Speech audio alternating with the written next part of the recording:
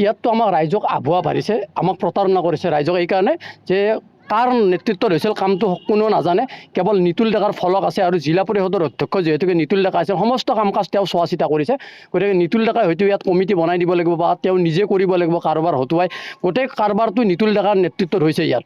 গতিকে আমি এটাই অনুৰোধ জনাম যে নিতুল ডেকাই দুটা বেয়া কাম কৰিছে আমাৰ দৃষ্টিত। অত্যন্ত নিকৃষ্ট মানদণ্ডৰ কাম হৈছে ইয়াত তথ্য ফলক মাৰা নাই। কিমান টকাৰ কাম সেইটো আমি নাজানো, 1 কোটিৰো হ'ব পাৰে 2 কোটিৰো হ'ব পাৰে। সেইখিনি কাম কৰিছে আৰু আমাক ইয়াত বিল্ডিং হ'ব বুলি কৈছিল, নহ'লে পঞ্চায়ত অফিচটো ইয়াৰ পৰা উঠি যাব বেলেগ গাঁৱলৈ, সেই কথাটো এটা মিছা কথা কৈছিল। কিন্তু ইয়াত অসম টাইপৰে ঘৰ হ'লে সেইটো গোটেই কথাটো মিছা কথা কয়। আমাৰ অতি মূল্যৱান মাটি বালিলাচা কালি দেৱালৰ এখিনি মূল্যৱান মাটি, ইয়াত আমাৰ পাৰ্কিং কৰাৰ এটা পৰিকল্পনা আছিল। গোটেই জয়ন্ত মল্ল বৰুৱাদেৱে জানে, তেখেতেও নিজে জানে যে ইয়াত এটা পাৰ্কিং কৰাৰ তেওঁ এটা ব্যৱস্থা কৰি আছিল। তাত এটা অফিচ বনাই দিলে ইয়াত, তাকো অৰ্থনিৰ্মিত অফিচ, তাকো অত্যন্ত নিকৃষ্ট মানদণ্ডৰ অফিচ এটা ইয়াত বনাই দিলে। এইটো শেষ হোৱা নাই, পইচা কিমান গুচি গ'ল কিমান আহিল সেইটো আমি একো নাজানো।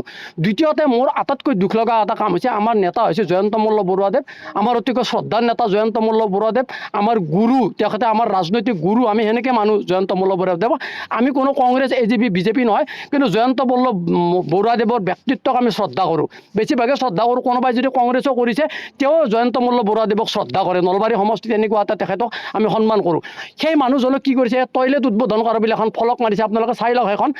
য'ত ফলক মাৰিছে এটা কেবিনেট মন্ত্ৰী, এটা শক্তিশালী মন্ত্ৰী অসমৰ, তেওঁক এখন টয়লেট উদ্বোধন কৰা বুলি নিতুল ডেকা এখন ফলক মাৰিছে ইয়াত। সেইটো মই অপমান বোধ কৰিছোঁ। গতিকে জয়ন্ত মল্ল বৰুৱাদেৱে এই কথা জনা নাই। আপোনালোকৰ এই নিউজৰ জৰিয়তে আমি আবেদন জনাম, আপোনালোকে যাতে এই নিউজটো যেনি তেনি জয়ন্ত মল্ল বৰুৱা আৰু হিমন্ত বিশ্ব শৰ্মাৰ কাণত যাতে পৰে আৰু নলবাৰী জিলাৰ উপায়ুক্তৰ কাণত যাতে পৰে। গোটেই কাৰবাৰটো যাতে এটা তদন্ত হয়। আৰু এই কথাটোৱে নহয়, অফিচটোৱে নহয়, 7.5 কোটি টকাৰ ইয়াত 2 নম্বৰ পঞ্চায়তত কাম হৈছিল। 5 কোটি টকাৰ RTI মাৰি আমি নলবাৰী RTI ক্লাবে ইয়াত ডকুমেণ্টছ আনিছে। 2.5 কোটি টকাৰ এতিয়াও অহা নাই, বিভিন্ন অজুহাত দেখাই আমাক ডকুমেণ্টছ দিয়া নাই। গতিকে এইখিনি কথাও তাত আছে।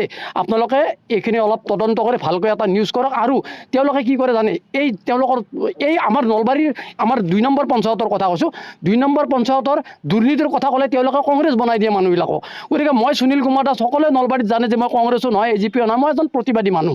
গতিকে এইখিনি কথাও ক'লোঁ, তেওঁলোকে কিন্তু এটা চেন্টি দিব খোজে, মানে এই হেৰি বুলি কংগ্ৰেছ বুলি চেন্টি। ইয়াত কংগ্ৰেছ BJPৰ কথা নাই, আমি দুৰ্নীতিৰ বিৰুদ্ধে কথা কৈছোঁ। এইখিনিয়ে মই জনালোঁ। হিমন্ত বিশ্ব শৰ্মা আৰু জয়ন্ত মল্ল বৰুৱাদেৱে যাতে এটা হস্তক্ষেপ কৰে দুৰ্নীতিৰ বিৰুদ্ধে। ধন্যবাদ। বিল্ডিং হয়, আমাৰ পঞ্চায়ত বিল্ডিংটো আগতে বেলেগ এটা জেগাত আছিল, এইটো হস্তান্তৰ কৰাৰ কাৰণে এইটো বিল্ডিং বনাইছিল। প্ৰথমতে আমাক মন্দিৰ সমিতিৰ এইখিনি মাটি আছিল, মন্দিৰ সমিতিক অৱগত কৰাইছিল ইয়াত বিল্ডিং এটা হ'ব। সেইকাৰণে মন্দিৰ সমিতি এইখিনি মাটি এই পঞ্চায়ত বিল্ডিঙৰ নামত লিখি দিছিল। এতিয়া পিছত দেখা পালোঁ এইটো মন্দিৰ বিল্ডিং নহ'ল, আচলতে অসম টাইপৰ ঘৰ কেইটামান বনালে ইয়াত। ঘৰকেইটা বনালে একদম নিম্নমানৰ কাম। আপোনালোকে দেখা পাইছে, ছবিয়ে মিছা কথা নকয়, আপুনি নিজে দেখা পাইছে। য'ত হাতেৰে এৰি দিলে মানে প্লাষ্টাৰ এৰি যায়, পাকা ভাঙি যায়। তো এনেকুৱা নিম্নমানৰ কাম আচলতে আমি নিজে দুখিত। মই আচলতে হিমন্ত বিশ্ব শৰ্মা ডাঙৰীয়াৰ নেতৃত্বত যে তেখেতসকলে এটা কথা বাৰম্বাৰ এটা কথা ৰাইজক অৱগত কৰি থাকে যে দুৰ্নীতিৰ বিৰুদ্ধে তেখেতে তিলমাত্ৰ আপোচ নকৰে।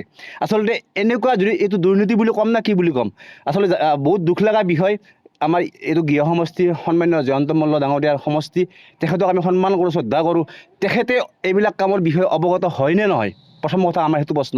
যদি অৱগত হয় তেখেতেও দুৰ্নীতিৰ বিৰুদ্ধে আপোচ নকৰে। আমি গম পাওঁ তেখেতৰ যিখিনি মন্তব্য শুনি থাকোঁ মাজে মাজে, সেইবিলাক আমি গম পাওঁ তেখেতে দুৰ্নীতিৰ বিৰুদ্ধে আপোচ নকৰে হয়। কিন্তু এইবিলাক বস্তু তেখেতে নিশ্চয়কৈ দেখিছেনে দেখা নাই, সেইটো কথা আমাৰ প্ৰথম কথা। সেইটো যদি দেখিছে, যিখিনি ইয়াত দালাল বুলি ক'ম মই, ইয়াত ভাল মানুহে এই কাম নকৰে, দালাল সদৃশ। ইয়াত এতিয়া কাম আচলতে এইবিলাক কাম কৰে কনষ্ট্ৰাকশ্যন কমিটি এখন বনোৱা হয়, ৰাজহুৱাভাৱে কনষ্ট্ৰাকশ্যন কমিটি এখন বনোৱা হয়। কিন্তু ইয়াত কনষ্ট্ৰাকশ্যন কমিটি কোনে কৰিছে, ক'ত কৰিছে, কোনটো সময়ত কৰিছে, কোনো অৱগত নহয়। প্ৰথম কথা হ'ল চৰকাৰী যেতিয়া ধন আহে তাত প্ৰথম তথ্য ফলক এখন দৰকাৰ হয়, যে ৰাইজে অৱগত কৰিব লাগিব যে ইয়াত মানে লেবাৰ কিমান থাকিব, ইয়াত মানে কি মেটেৰিয়েলছ কিমান থাকিব, ইয়াত মানে প্ৰতিটো বস্তুত তথ্য ফলক এখন থাকে। আৰু ৰাইজে সেইখন চাই পিনে কামটো নিৰীক্ষণ কৰে। আচলতে আমি এতিয়া গম নাপাওঁ এইটো কিমান টকাৰ কাম, 10 লাখ টকা, 20 লাখ টকা না 50 লাখ না 1 কোটি টকা, কোনো অৱগত নহয়। আপুনি নিজে চাওক ইয়াত যে তথ্য ফলক ক'ত হয়, তথ্য ফলক ক'তো নাই। আচলতে কামটো কোন আমি গম নাপাওঁ। এইটো এতিয়া গম পাওঁ, তথ্য ফলকত নিতুল ডেকাৰ নাম আছে। নিশ্চয় তেখেতে কাৰোবাক এখন কমিটি বনাই দিব লাগিব, বা ৰাজহুৱা এখন কমিটি ক'ত কৰিছে কমিটিখন। এতিয়া মানুহ কোন আছে কমিটিখনত, কনষ্ট্ৰাকশ্যন কমিটিৰ সদস্য কোন আছে, কোনো অৱগত নহয় ইয়াত। তেখেতৰ কেইজন মানে কেইজন মানুহ আমি নিজে গম নাপাওঁ। নিতুল ডেকাৰ ফলক আছে ইয়াত, আমি দেখা পাইছোঁ নিতুল ডেকাৰ ফলকখন আছে।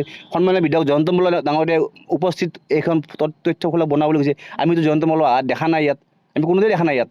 কিন্তু কথাটো হ'ল ইমান নিম্নমানৰ কাম আপোনাৰ নিজে চাওক, ৱাল বনাইছে, ৱালত ফাট, য'ত ঘৰটো এতিয়ালৈ কমপ্লিট হোৱা নাই, দৰ্জা খিৰিকী লগোৱা হোৱা নাই, তাৰপিছত দৰ্জা খিৰিকী নলগাওঁতে এতিয়া ৱাল ফাটি যায়, ইয়াত মানুহ ভিতৰত সোমাব কেনেকৈ? আচলতে এটাই অনুৰোধ, চৰকাৰী পইচা হয়, এই পইচা আমাৰ পইচা হয়, এই পইচা কাৰো ব্যক্তিগত পইচা নহয়, আমাৰ পইচা, আমি টেক্স দিয়া পইচা, সেই পইচাৰে নিৰ্মিত হৈছে। যে আমাৰ পইচা কাৰোবাক বিল্ডিং বনাব দিম নিজাকৈ, কাৰোবাক ঘৰ বনাব দিম ৰাজহুৱা পইচা আত্মসাৎ কৰি কাৰোবাৰ নিজৰ ব্যক্তিগত বিল্ডিং বনাব দিম, সেইটো কথা হ'ব নোৱাৰে। এইবিলাক পইচা আমাৰ পইচা, এইবিলাক পইচা আমাৰ পইচা, আমি দিয়া পইচা, প্ৰতিটো মানুহৰ অৱদান আছে এই পইচাত। কিন্তু এই পইচা কাৰোবাক ব্যক্তিগতভাৱে 3-4জন মানুহক খাব আমি দিব নিদিওঁ। কেইবা কোটি বুলি আমি ক'ব নোখোজো, এইটো 1 কোটিও হ'ব পাৰে, 2 কোটি, 10 কোটিও হ'ব পাৰে, তথ্য ফলকে নাই ইয়াত। যদি তথ্য ফলকে নাই আমি জানিম কেনেকৈ? তথ্য ফলহে উত্তৰটো দিব ইয়াত যে কি কিমান টকাৰ কাম। এইটো মই নহয়, আপোনালোকে দেখা পাইছে, মোক সেইটো আপুনি প্ৰশ্ন কৰিব, আপুনি নিজে চাওক, আপুনি কেমেৰাত দেখুৱাইছে ফাটি গৈছে, মই হাতেৰে এৰি দিছোঁ ৱাল, এইটো প্ৰশ্ন কৰাৰ কথাই নাই, আপুনি নিজে চাওক। মই হিমন্ত বিশ্ব শৰ্মা ডাঙৰীয়াক এটাই অনুৰোধ জনাব বিচাৰিছোঁ, তেখেতে দুৰ্নীতিৰ বিৰুদ্ধে সদায় আপোচ নকৰে, আমি জানো এইটো কথা, তেখেতে কৈ থাকে, ভাল পাওঁ। কিন্তু এইটো ক্ষেত্ৰত তেখেতে ইয়াত যিকেইটা দালাল সদৃশ নেতাই কাম কৰিছে, সেইকেইটাৰ ওপৰত তেখেতে বিহিত ব্যৱস্থা লওক, তেখেতৰ ওপৰত সেইটোৱে অনুৰোধ। যিকোনো খবৰৰ বাবে যোগাযোগ কৰক 7099017330 লগতে 7099017110 নম্বৰত।